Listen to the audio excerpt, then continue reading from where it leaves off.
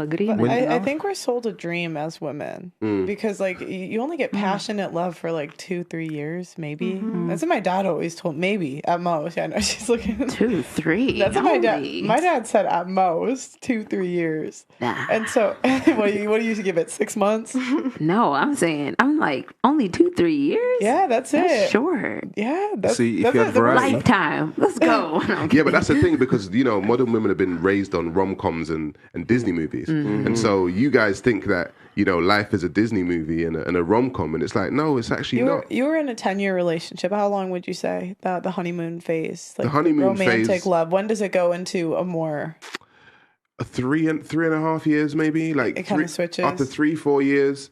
It's like, okay, now we're coasting in this. Yeah. We're in this groove. Do you know what I mean? And there are dips and there are like apexes and then dips and then apexes and then coasting. But yeah, that I want to see you every day and have sex with you 5 times a day type love does not last. It just doesn't. It does. Where? Show me it now. If you have 4 wives and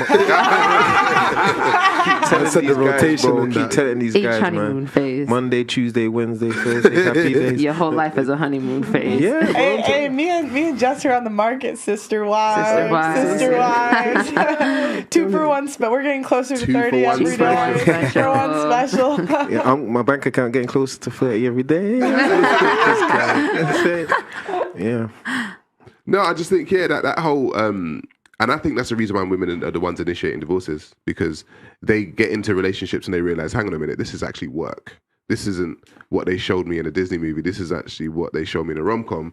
I've actually got to work at this. Like, I've got to wake up. This person's farting in the bed and, you know what I mean? Like all of this kind of stuff, they're burping and all of a sudden the way they chew food annoys you. Do you know what I mean? It's like, it's a whole thing. So it's like, I think men are actually better at dealing with just being in a groove in a relationship than women are. I think women like a little bit of chaos. They like a little bit more spice. They like something to make them a little bit more excited, whereas men are actually cool with just being in a groove. What do you guys think of the phrase, if you want, I can't remember exactly how it's phrased, but it's like, the worst thing you can do to a woman is bore her as a man.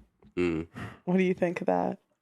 That's a bit mad still. As a phrase, the worst thing you could do to a woman is it might not be the worst. It's just like if you want her to leave. Like I can't remember how they phrased it, but it was something like if you want her to leave, bore her. Basically, was what they were trying to say.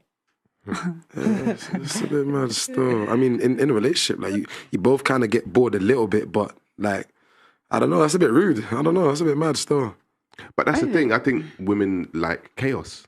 Essentially, I think women like chaos. I think they like to not know what's going on. They say they want stability, but when women get stability, they start filing for divorces. Yeah, do you know what I mean? Because they know that it becomes boring. It's boring. It's like they want something more exciting than... It's too vanilla. Yeah, it's too vanilla. But actually, I have a question for the girls. Okay, would you rather date a musician or an accountant? She's dated a musician before. So you pick musician? Yeah. Musician, okay. What about you? Probably the musician as well, yeah. What about you, Jess? I love music, so I would date the musician. Mad. Watch this. See the musician.